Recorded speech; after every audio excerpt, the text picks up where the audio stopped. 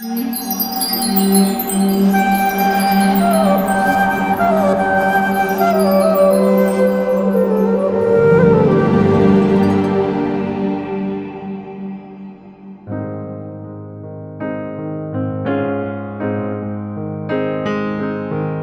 Acharyas have explained that Sri Krishna is the most exalted, sublime, and original form of Godhead.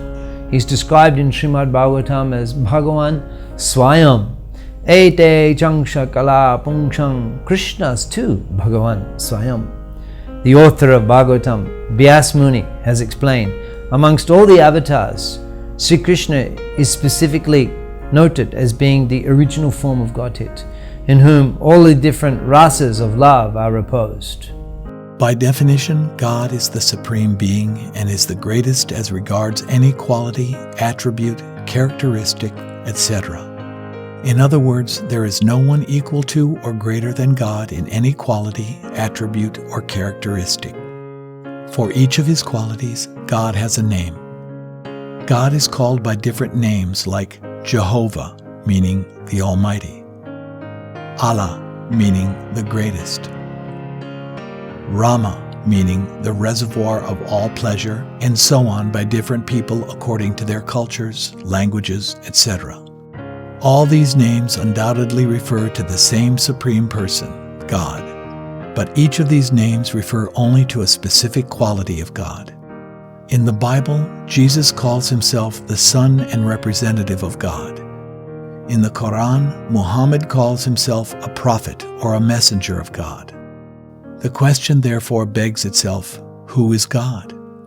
Only God Himself knows this answer completely, and therefore we should hear from Him. God means the Supreme. So Supreme means there can only be one. But he is known by different names in different cultures, different parts of the world. It's all the same, just like the sun. The sun is known by different names all over the world. Just like in the country where I was born, in Germany, it's Sonne. In the English-speaking world, it's sun. In South America, where they speak Spanish, it's Sol. Here you know Krishna, you know the sun by another name, Surya, is it? Anyway, so in the same way, the cause of all causes, the Supreme Person of Godhead, the controller or the Supreme, is also known by different words. So Krishna, Srila Prabhupada used to say Krishna is the best name, because Krishna means the all-attractive one.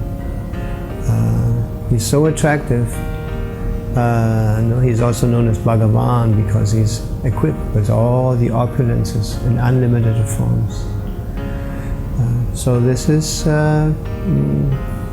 not a new name. It's not the only name, but it's the most intimate name. It's the most complete name of God. In the Bhagavad Gita, which is the ultimate conclusion of all Vedic literature, Lord Krishna declares Himself to be the Supreme Personality of Godhead, and He specifically asserts His supremacy over the well-known gods or demigods of the Vedic pantheon. Demigods for a lot of people are superstars. They're like Elvis or Michael Jackson or something. If I could give something, they mean a lot to people, and they've been able to bestow many blessings and give a lot of pleasure to people.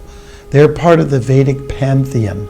They're part of the Vedic family, They are to be honored, and they are also devotees of Krishna.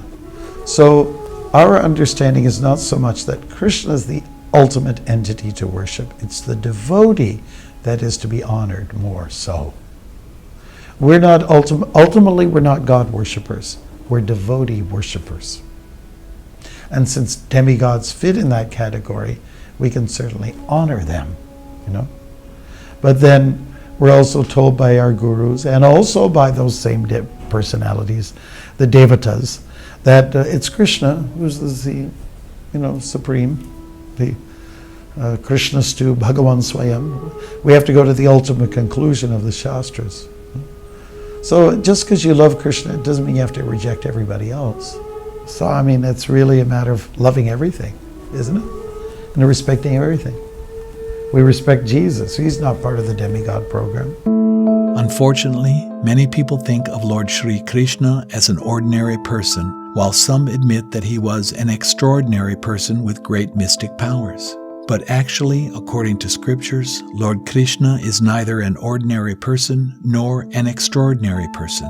He is the Supreme Personality of Godhead, the Supreme Controller, the Supreme Proprietor, the Supreme Enjoyer, the one whom no one can ever equal or surpass in any aspect. The equivalent word in Sanskrit for God is Bhagavan, and the meaning of the word Bhagavan is explained by the great sage Vyasadeva as follows. The Supreme Personality of Godhead is the one who possesses all riches, all strength, all fame, all beauty, all knowledge, and all renunciation is called Bhagavan. There are many persons who are very rich, very powerful, very beautiful, very famous, very learned, and very much detached. But no one can claim that he possesses all riches, all strength, etc., entirely except God. The presence of one or more of these opulences in a person, even in a minute quantity, makes him attractive in the eyes of others. As God possesses all these wonderful qualities in full, he is naturally the most attractive person, the all-attractive person. The equivalent Sanskrit word for all-attractive is Krishna. Hence, Krishna is the name which gives the most complete description of God.